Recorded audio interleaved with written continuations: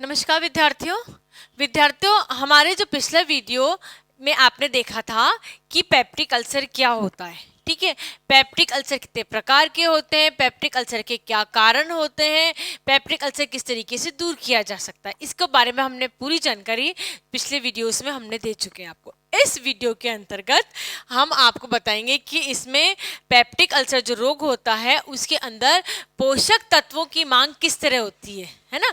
क्योंकि हम आहार नियोजन पढ़ रहे हैं, हम ये पढ़ रहे हैं कि यदि कोई बीमारी हमारे शरीर के अंदर आ जाती है तो आहार के द्वारा उसको किस तरीके से दूर किया जा सकता है। अतः यदि पेप्टिक अल्सर के रोगी से हम मिलते हैं तो हमें उन्हें being home scientist, being nutritionist हम क्या सलाह देंगे इसके बारे में हम देख लेते हैं। सबसे पहले हम देखते हैं कि पोषक तत्वों की क्या मांग होती है। जब क्या होता है रोग, पेप्टिक अल्सर रोग होता है। जब पेप्टिक अल्सर का जो रोग होता है तब ऊर्जा की जो मांग होती है वह बढ़ जाती है। ऊर्जा की मांग को किस तरीके से ध्यान रखना चाहिए, शरीर में ऊर्जा की जो मांग होती है उसको आयु, लिंग, व्यवसाय और व्यक्ति किस तरह का कार्य कर रहा है उसके हिसाब से ऊर्जा की मांग को ध्यान में रखना चाहिए। यानी कहने का तात्पर्य आरडी जो टेबल है, आरडी टेबल में ये बता रखा है आपको कि आपकी डिमांड, शारीरिक डिमांड कितनी है ना। अब अगर किसी तरह का कोई रोग हो जाता है तो डिमांड को घटाया या बढ़ाया जा सकता है, डिपेंड करता है किस तरीके का रोग है। फॉर एन एग्जाम्पल क्वाशिकर और मरासमस रोग है, वो किस कारण से होता है, प्रोटीन की कमी के कारण होता है। स्कर्वी रोग होता है, विटामिन सी की कमी के कारण होता है। तो जिस रोग, जो न्यूट्रिएंट के कारण से रोग कम हो रहा है, हमें उस न्यूट्रिशन की मात्रा को, न्यूट्रिएंट की मात्रा को इंक्रीज करना चाहिए। पेप्टिक अल्सर जो होता है वह शरीर के अंदर जो आमाशय होता है उसके अंदर घाव हो जाने के कारण हो जाता है। आमाशयिक रस जो होता है वो आमाशय की दीवारों के अंदर जो लेयर बनी होती है उस लेयर को ही काटने लग जाता है या उस लेयर के ऊपर ही रासायनिक क्रिया करने लग जाता है और छोटे छोटे घाव बना देता है आमाशय की दीवारों के ऊपर। इसे हम बोलते हैं क्या, पेप्टिक अल्सर। अब इसमें जो पोषक तत्व है, ऊर्जा, उसकी डिमांड किस तरह की होनी चाहिए, जो व्यक्ति है, जो रोगी है, उसकी आयु, लिंग के अनुसार और जो कार्य कर रहा है उसके अनुसार उसकी डिमांड होनी चाहिए। हमने आपको जब वीडियो देखा था, बनाया था, तब आपको बताया था कि प्रोटीन जो होता है उसका अवशोषण अच्छी तरीके से नहीं हो पाता है। किसमें, पेप्टिक अल्सर रोग में। अब चूंकि पेप्टिक अल्सर में प्रोटीन का डिमांड जो होती है, क्योंकि अवशोषण नहीं हो पाता, इसलिए क्या होती है, डिमांड जो होती है वह इंक्रीज हो जाती है। कितनी इंक्रीज होती है, 50% तक बढ़ जाती है। क्यों, एक तो प्रोटीन की डिमांड पूरी नहीं हो रही, दूसरी बात ये होती है कि हमारे शरीर में जो आमाशय है उसके अंदर घाव हो जाते हैं। घावों को बढ़ने के लिए भी प्रोटीन चाहिए। प्रोटीन कोशिकाएं जो होती है वो किसकी बनी होती है, प्रोटीन की बनी होती है। यानी प्रोटीन की हमें आवश्यकता सबसे ज्यादा बढ़ जाती है। प्रोटीन की आवश्यकता कितनी बढ़ जाती है शरीर के अंदर, 50%। कोशिकाओं को घाव भी भरने हैं, नई कोशिकाओं का निर्माण भी करना है, जो लेयर जो बनी हुई होती है, रक्षात्मक लेयर का भी निर्माण करना होता है, अतः प्रोटीन की डिमांड बहुत बढ़ जाती है। पेप्टिक अल्सर ऐसा रोग है जिसमें हमें उच्च क्वालिटी का उच्च प्रोटीन चाहिए होता है, उच्च जैविक प्रोटीन चाहिए होता है। अब ये जो 50% डिमांड बढ़ी ना बच्चों, उस 50% का 50% आपको दूध के द्वारा दिया जाता है। जितना ज्यादा पेप्टिक अल्सर वाले व्यक्ति को दूध दिया जाएगा उतना ज्यादा उसको जो घाव भरने में उसको सहायता मिलेगी, जो उसकी प्रोटीन की डिमांड है वह पूरी होती जाती है। नेक्स्ट हम बात करते हैं वसा की। वसा की डिमांड भी बढ़ जाती है। वसा की डिमांड इसलिए बढ़ जाती है बच्चों क्योंकि आमाशय में जो वसा है वो क्या होता है, वसा का पाचन थोड़ा लंबा टाइम लगता है ना। सिंपल सी बात है, पाचन क्रिया में जब हम वसा ग्रहण कर लेते हैं शरीर में तो वसा जो है वह उसको जो पचाने में बहुत ज़्यादा लंबा समय लगता है। अब वसा को पचाने में बहुत लंबा समय लग रहा है, यानी जो पाचक रस है ना, पाचक रस है वो किस पे क्रिया कर रहा है, केवल और केवल वसा पे रिएक्ट कर रहा है। वह आमाशय की दीवारों तक पहुंच ही नहीं पाता। अब वो आमाशय की दीवारों तक नहीं पहुंच पा रहा तो आमाशय की दीवारों में जो घाव है उसको वो उसको समय मिल जाता है कि वो अपने घावों को भर सके, क्योंकि जो आमाशयिक रस है वो केवल किस पे रिएक्ट कर रहा है, उस आमाशय के अंदर उपस्थित भोजन में जो वसा उपस्थित है उसके ऊपर रिएक्ट कर रहा होता है। है ना। तो एक तो ये कारण हो जाता है। दूसरा जो क्या है कि जो वसा होती है ना, जो वसा जैसे आपके कहीं घाव लग जाता है तो हम उसके ऊपर या आपके जब सर्दियों के दिनों में जो स्किन फट रही होती है उसके ऊपर हम वसा लगाते हैं, है ना, वैसलीन या इस तरह की कोई भी क्रीम लगाते हैं। क्रीम में क्या होता है, वसा होती है जो हमारे शरीर को भरने में काम आती है। यानी कि दो तरीके से कार्य कर रहा है वसा। जो घाव है उस पे उसके ऊपर लुब्रिकेंट का कार्य कर रहा है, और जो आमाशयिक रस है उसको टाइम दे रहा है कि रिएक्शन रासायनिक जो क्रियाएं होती है केवल वसा के ऊपर ही हो। इस वसा का, ठीक है, जो भी वसा की आवश्यकता होती है उस वसा का 50% किसके द्वारा मिल जाना चाहिए, दूध के द्वारा मिलना चाहिए। यानी आप समझ सकते हैं पेप्टिक अल्सर में दूध का कितना महत्व होता है। दूध की डिमांड इंक्रीज कर दी जाती है, या शरीर के अंदर जो दूध है उसको क्या किया जाता है, बढ़ा दिया जाता है, उसकी मात्रा को बढ़ा दिया जाता है। शेष 50% जो तेल, घी, मक्खन, मलाई, इस तरह की जो चीजें होती है वसा, उसके द्वारा मांग को पूरी की जाती है। नेक्स्ट हम बात करते हैं कार्बोहाइड्रेट की। कार्बोहाइड्रेट की डिमांड बढ़ जाती है, परंतु इस बात की अत्यंत आवश्यकता है ध्यान रखने की कि जितने भी रेशेदार फ्रूट्स हैं वो इसमें प्रोहिबिटेड होते हैं, यानी मना होते हैं। क्यों रेशेदार मना होते हैं, क्योंकि जो रेशेदार भोज्य तत्व होते हैं वह रेशेदार भोज्य तत्व भोजन को पचाने में मदद करने, हमें हमारे शरीर में भोजन को रखना है, आमाशय में भोजन को रखना है, जल्दी पचाना नहीं है, ताकि आमाशयिक रस भोजन पे ही रासायनिक क्रिया करते रहे। इसलिए इस समय चोकर रहित आटे का उपयोग करना चाहिए, मैदे का अधिक प्रयोग करना चाहिए, और भोजन में इस तरह की वस्तुएं सम्मिलित करनी चाहिए जो कि रेशेदार नहीं होती हैं। अब विटामिन की बात करते हैं तो विटामिन बी और विटामिन सी होते हैं ना बच्चों, इसका अवशोषण अच्छे तरीके से नहीं होता है। और विटामिन सी तो आपको पता ही है किस लिए चाहिए होते हैं। विटामिन सी हमें ऑलरेडी जो घाव बढ़ते हैं उसके लिए हमें चाहिए होते हैं, इम्यूनिटी पावर बढ़ाने के लिए चाहिए होते हैं। इसलिए विटामिन बी और विटामिन सी जो होते हैं इसको अधिक लेना चाहिए। यदि नहीं ले पा रहे हैं भोज्य समूह के द्वारा तो मेडिसिन के द्वारा इसकी खानापूर्ति की जा सकती है। खनिज लवण में भी हमने हमारे पिछले वीडियो में देखा, जो लोह तत्व होता है, जो आयरन होता है, आयरन का एब्जॉर्प्शन इस समय सही नहीं हो पाता, क्योंकि व्यक्ति रोगी किससे ग्रसित है, पेप्टिक अल्सर से ग्रसित है।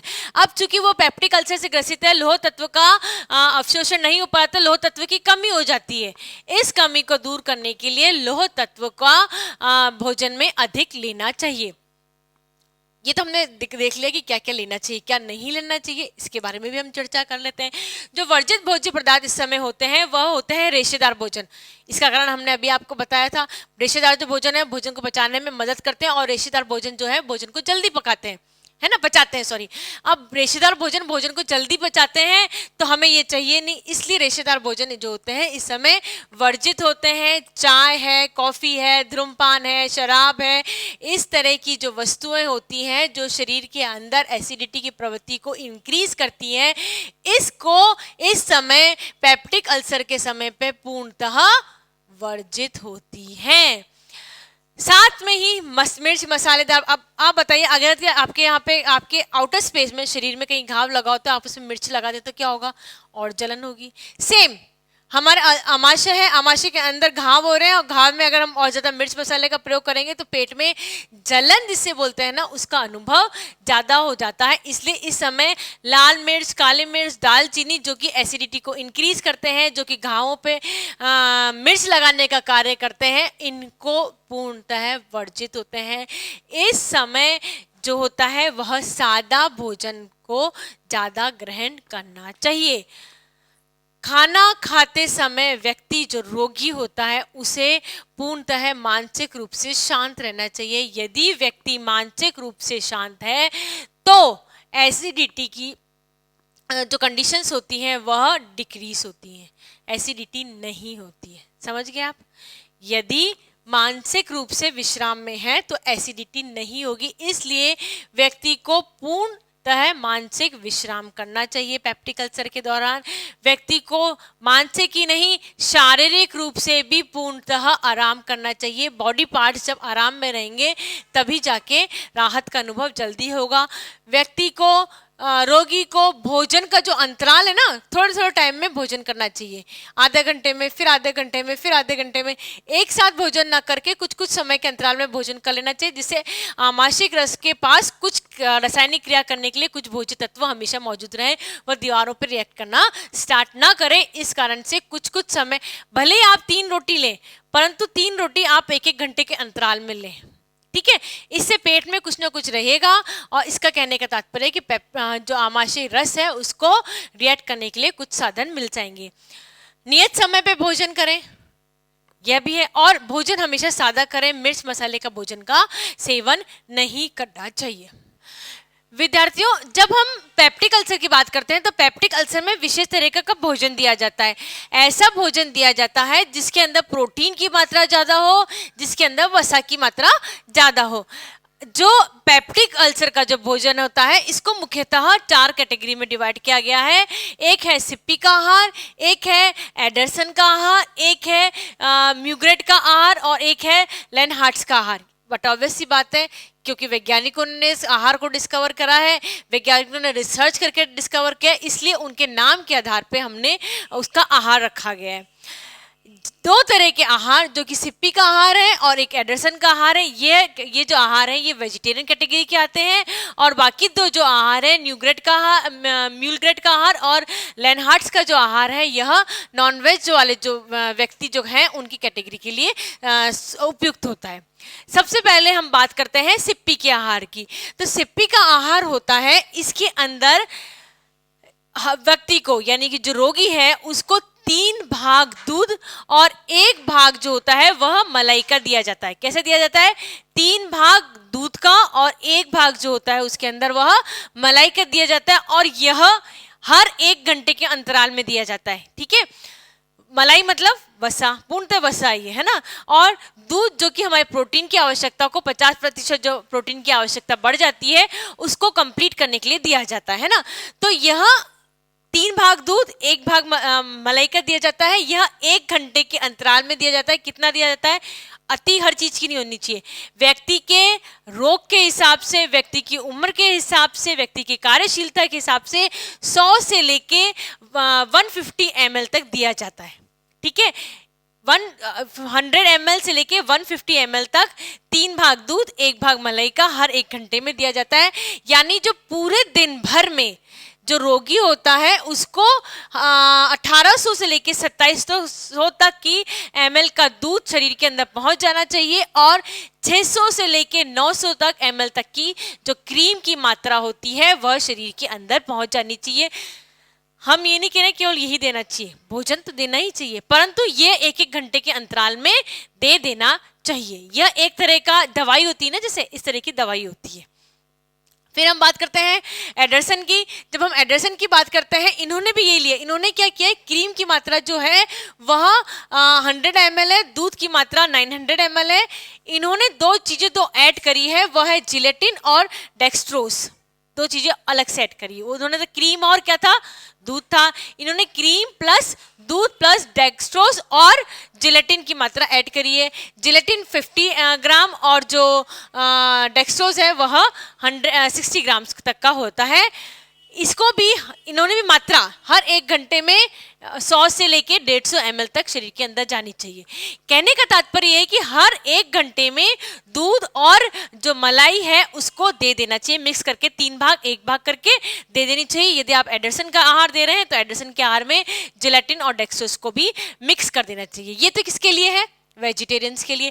अब हम नॉन वेजिटेरियंस की बात करते हैं तब, तो नॉन वेजिटेरियंस में जो म्यूग्रेट का आहार है इसके अंदर मांस, मच्छी, अंडा, दूध दिया जाता है, ठीक है। इसके अंदर क्या दिया जाता है? मांस, मच्छी, अंडा और दूध का सेवन किया जाता है। यह हर 1 घंटे में पुनः प्रति घंटे 100 ml की दी जाती है। इससे क्या होता है, प्रति घंटा जब हम देते हैं इसको, तब क्या होता है कि 1000 ml तो शरीर के अंदर दूध चला जाता है।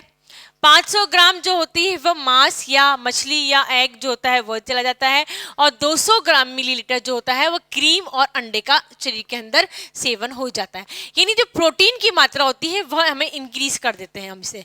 प्रोटीन और किस चीज़ की मात्रा हम इंक्रीज करते हैं? हम क्रीम की मात्रा इंक्रीज करते हैं, वसा की मात्रा इंक्रीज करते हैं। क्रीम का मात्रा का मतलब यही हुआ ना कि हम वसा की मात्रा इंक्रीज कर रहे हैं, तो हम इसके अंदर किसकी मात्रा इंक्रीज करते हैं? वसा की मात्रा के इंक्रीज करते हैं। दूसरा है लेनहार्ट्स के आहार के द्वारा। लेनहार्ट्स में मांस मच्छी का सेवन वर्जित होता है। इसके अंदर दूध और जो एग होता है, इन दोनों का ही मिश्रण बनाया जाता है। दूध और एग का होता है ट्राइग्लिसराइड और कोलेस्ट्रॉल, दो चीजों को किया जाता है। किस चीज को इंपॉर्टेंट दी जाती है? ट्राइग्लिसराइड और कोलेस्ट्रॉल की इंपॉर्टेंस देके इसके अंदर दूध और अंडे का मिश्रण बनाया जाता है और दूध और अंडे का हर घंटे में इसमें सेवन कराया जाता है। 4 तरह के आहार हैं, ठीक है। चारों तरह के आहार जो न्यूट्रिशनिस्ट देते हैं, जो थेरेपेटिक न्यूट्रिशन में दिया जाता है, वो 4 तरह के आहार में सिप्पी का आहार है, जिसमें अच्छा बच्चों, जो चारों तरह के आहार की हम बात करते हैं, इसमें हर घंटे में आप देखिए, नोट करिए, हर घंटे में दूध का भोजन दिया जाता है, लिक्विड दिया जाता है, प्लस हर घंटे में दूध दिया जाता है। दूध को इंपॉर्टेंस रखी जाती है, यानी जो दूध होता है यह हमारे पेप्टिक अल्सर के लिए सर्वोत्तम आहार होता है, ठीक है। ये एक जैविक आहार है। जैविक आहार सर्वोत्तम आहार किसके लिए होता है? पेप्टिक अल्सर के लिए होता है। यह एसिडिटी को कम करता है और ज़्यादा अच्छा होता है यदि ठंडा दूध दिया जाए। बहुत फ्रिज का ठंडा की बात नहीं कर रहे हम, यदि ठंडा दूध दे दिया जाए, नॉर्मल टेम्परेचर का दूध दे दिया जाए, तो वह एसिडिटी को डिक्रीज करता है। एसिडिटी को डिक्रीज करने का तात्पर्य क्या होता है कि जो पेप्टिक अल्सर में जो घाव हो रहे होते हैं आमाशय में, उसकी जो कंसेंट्रेशन है, जो घाव भरने की ताकत है, वो इंक्रीज करता है और जो घावों की संख्या जो होती है वह कम करता है। और क्यों कम करता है? क्योंकि उसके अंदर प्रोटीन ज्यादा होता है ना। सिप्पी के आहार में क्या होता है? सिप्पी के आहार में 3 भाग दूध, 1 भाग मलाई हर प्रति घंटे में दिया जाता है। इसमें क्या होता है? एडरसन की इसमें दूध, क्रीम, जेलेटिन और डेक्सट्रोज दी जाती है। यह किसके लिए होते हैं? सिप्पी का आहार और एडरसन का आहार वेजिटेरियन वालों के लिए होते हैं। नॉन वेजिटेरियंस के लिए म्यूग्रेट का आहार और लेनहार्ट्स का आहार दिया जाता है। इसके अंदर जो म्यूग्रेट के आहार की बात करेंगे, इसके अंदर मांस, मछली, दूध और एग का सेवन किया जाता है। जो लेनहार्ट्स के, इसके अंदर केवल दूध और अंडे का मिश्रण दिया जाता है, ठीक है। कहने का तात्पर्य है कि हम थेरेपेटिक न्यूट्रिशन के द्वारा हम हमारे आहार में कुछ तरीके से परिवर्तन करके जो पेप्टिक अल्सर का जो रोग होता है उसको दूर कर सकते हैं। सबसे इम्पॉर्टेंट इसमें पेप्टिक अल्सर में ये होता है कि जो खान पान की जो आदतें हैं, भोजन संबंधी आदतें हैं, उन भोजन संबंधी आदतों को ध्यान रखना है, भोजन संबंधी आदतों को ठीक करना है। जो गलत आदतें हमने डाल रखी है, चाय का सेवन, धूम्रपान, शराब का सेवन, कॉफ़ी का सेवन, इस तरह से जो वस्तुएं ग्रहण की जाती है शरीर के द्वारा, ये पूर्ण तरह वर्जित हो जाती हैं। ध्यान रखिए, पेप्टिक अल्सर जो रोग है वह अगर समय पे पकड़ लिया जाता है तो आहार के द्वारा ठीक हो जाता है, अन्यथा यह रोग एक गंभीर रोग का भी रूप ले सकता है। इसलिए पेप्टिक अल्सर के आहार को भोजन के द्वारा ठीक कर लेना चाहिए।